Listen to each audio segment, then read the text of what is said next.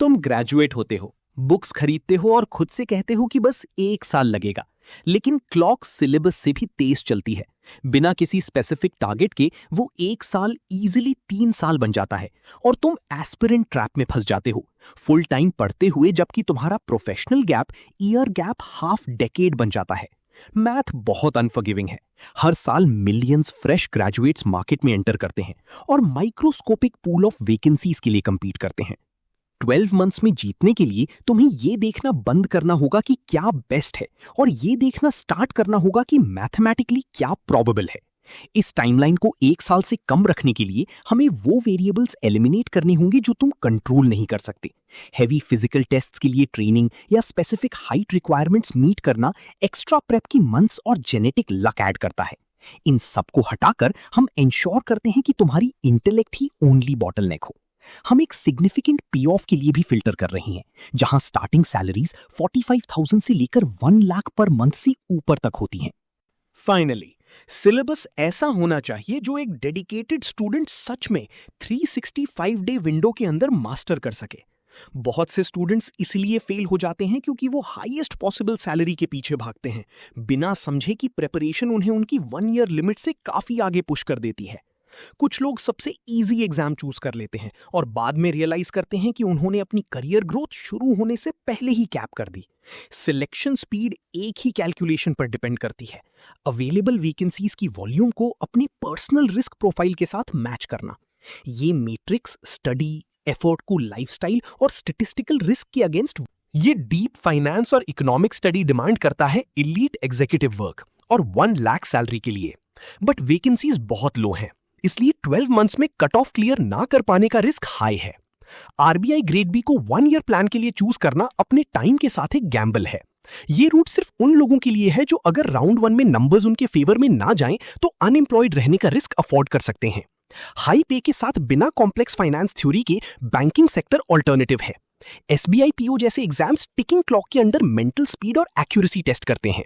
ये पाथ 60,000 से 1 लाख सैलरी और सीनियर मैनेजमेंट तक fast private sector style promotion track देता है। हाउएवर, इसमें आप अपना टाइम ट्रेड ऑफ करते हो।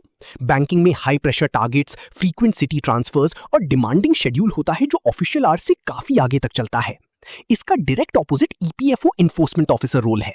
मैथ स्पीड की जगह आप स्पेशलाइज्ड लीबर लॉज मास्टर करते हो। ये लीगल फोकस 70K से 1 lakh salary, strict 9 to 5 routine और जियोग्राफिक स्टेबिलिटी के साथ पे ऑफ करता है, जो बैंकिंग ऑफर नहीं कर सकती। डिसाइड करो कि कौन सा टैक्स देना है, पर्सनल टाइम का टैक्स और बैंकिंग, या फिर ईपीएफओ के लिए एक नीश लीगल सिलेबस मास्टर करने में लगने वाला टाइम।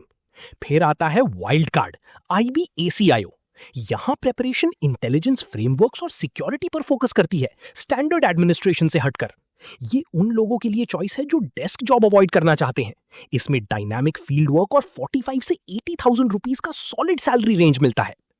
आईबीएसीआईओ और ईपीएफओ के साथ एक स्ट्रक्चरल रिस्क होता है। इनके शेड्यूल्स 1 ईयर प्लानर्स के लिए काफी अनप्रिडिक्टेबल होते हैं। एसएससी या बैंकिंग बोर्ड्स के अनलाइक ये गारंटी नहीं होती कि ये वैकेंसीज आपकी 12 मंथ विंडो के अंडर ओपन भी होंगी। अगर आपके पास स्ट्रिक्ट डेडलाइन है तो आप ऐसे एग्जाम पर रिलाई नहीं कर सकते जो शायद हो ही ना। ये नीश रोल्स एक्सीलेंट बैकअप टारगेट्स हैं, लेकिन अगर इन्हें क्विक सिलेक्शन के लिए प्राइमरी बेट माना जाए तो ये डेंजरस हो सकते हैं।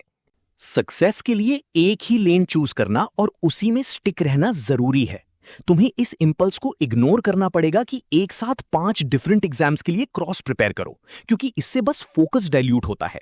अपनी लेन ढूंढने के लिए नेक्स्ट ईयर के लिए अपनी एब्सोल्यूट प्रायोरिटी आइडेंटिफाई करनी पड़ेगी।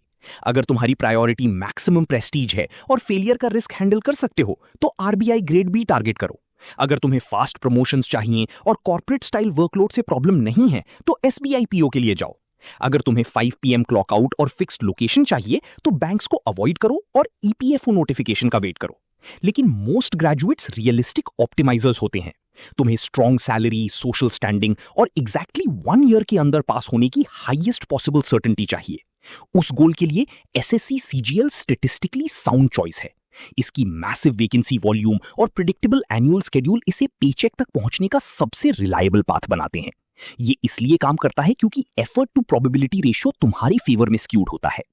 यहां तुम्हारी मेहनत के लिए सबसे ज्यादा सीट्स अवेलेबल हैं, किसी और जगह से ज्यादा। सबसे सस्टेनेबल स्ट्रैटेजी ये है कि ऐसा रोल पिक करो जहां हाई वैकेंसी वॉल्यूम और प्रिडिक्टेबल प्रेपरेशन साइकिल दोनों मिलते हों।